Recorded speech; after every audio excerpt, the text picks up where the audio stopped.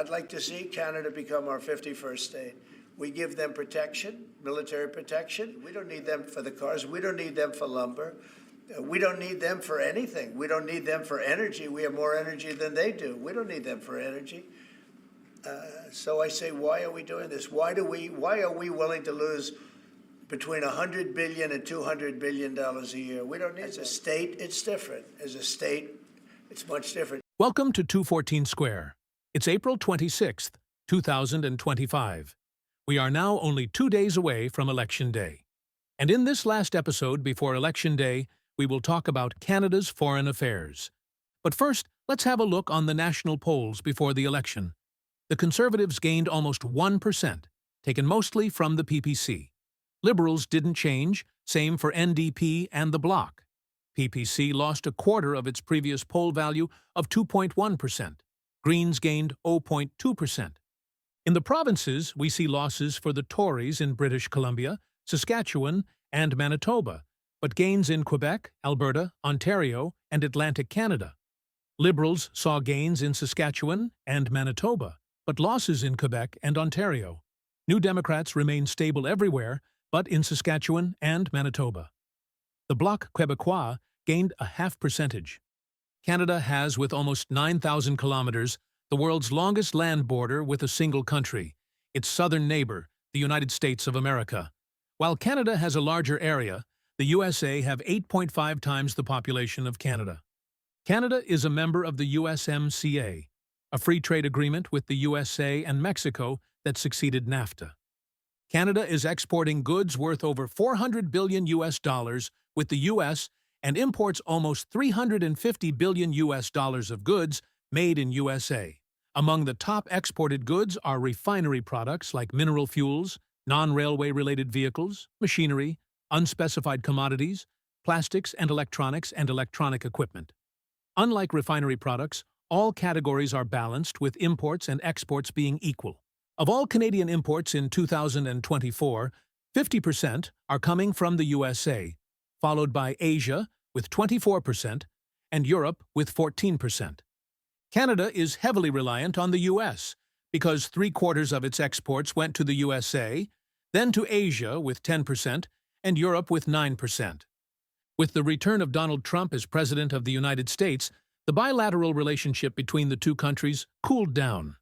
The President estranged America's northern neighbor after calling Canada the 51st state of the United States, and then Prime Minister as Governor of the great state of Canada, sparking fears of an annexation of Canada by the United States. On April 2nd, on Trump's self-proclaimed Liberation Day, he invoked 25% tariffs on goods imported from Canada and Mexico, then lifted them indefinitely. Canadian officials tried to calm the public, saying that President Trump was joking about Canada becoming a U.S. state. But following comments and mocks left doubts and affected the Canadian election campaigning.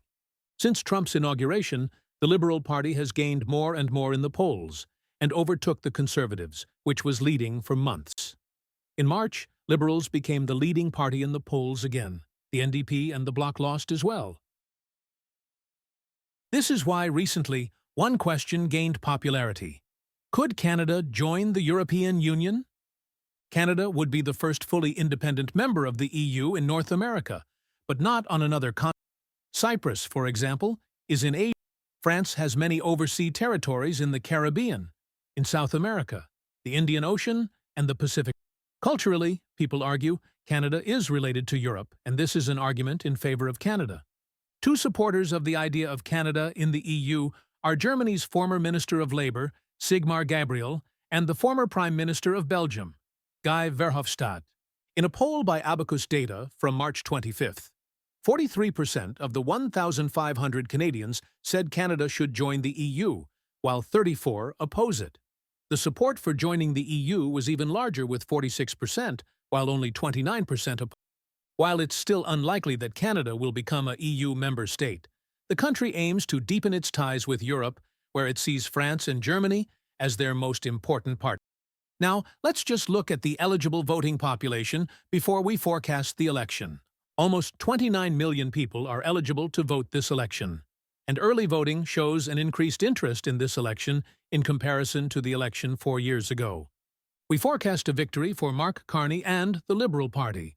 In comparison to the last term's parliament, with a stronger bloc and a stronger NDP and only 338 seats, the new parliament, now with 343 seats, will be dominated completely by Liberals, 181 seats, majority in parliament, and Conservatives, 137 seats.